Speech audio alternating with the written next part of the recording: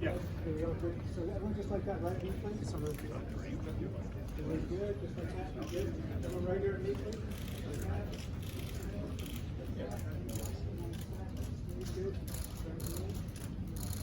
Is he a Hall of Famer? Well, he had a great career. I mean, I thought that those Super Bowl runs that he had, I'd put those games and those runs up against any quarterback in the history of the game. I mean, he's the one that got them to that point. He's the reason that they won those Super Bowls. And, you know, what's hard about when, you know, I went through it. You know, you go through a career and you feel good about your career and you're happy about it. My guess is Eli's thrilled with the career that he had. And he should be. You know, he comes out, he's won a couple Super Bowls, he's a Super Bowl MVP, and, you know, holds most, if not all, the records for the New York Giants. And who would have thought? I'm sure he would say the same thing when he got drafted, what might happen. And for me, I couldn't have asked for more. And then you only, back then, social media didn't exist, so I wasn't asked on the day of my retirement. But as it got closer after 5 years, you know, when I started getting closer to that period where they started voting on Hall of Fame, you know, it was almost like I had to apologize or defend my career. And I think that's the part of it that really kind of sucks, you know. And I don't like it for him. I don't like the debate. I don't like the process that we go through for the Hall of Fame. And as far as saying, is he a Hall of Famer, is he not a Hall of Famer, I don't.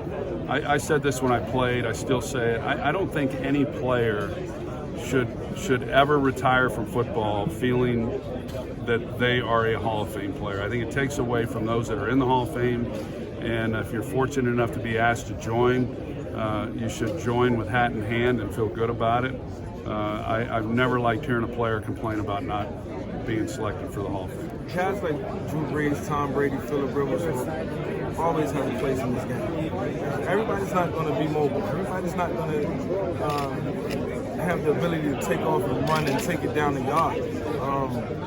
We need quarterbacks like Tom. We need quarterbacks like Drew. You know why? Because we get a whole array of quarterbacks who can change the game in their own right. And I think, you know, you look back over the years, you know, Montana, you know, the way he played the game, you know, I could see guys growing up wanting to be like Joe Montana. And you know, Randall Cunningham, for me, was the guy who I wanted to pattern myself after. So you need that balance at the quarterback position, man. And, you know, there's two quarterbacks on every team, active. You can have one guy who's a pocket guy, one guy who's a mobile guy. You can take your pick, and that's the way the game is going, and it'll never change. The game will never change. I even like Joe Burrow coming out. You want me to answer in English? Is that okay? Yes, of course. I wish I can understand. Yeah, it's important. I think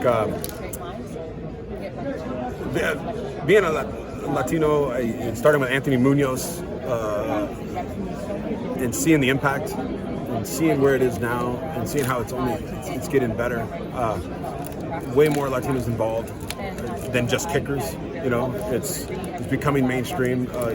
When I go to Mexico a lot, and I see like the fan reception of me down there, it's like, wow, it's amazing. It's humbling too, and it's a responsibility as far as I'm concerned. And that's why I went down.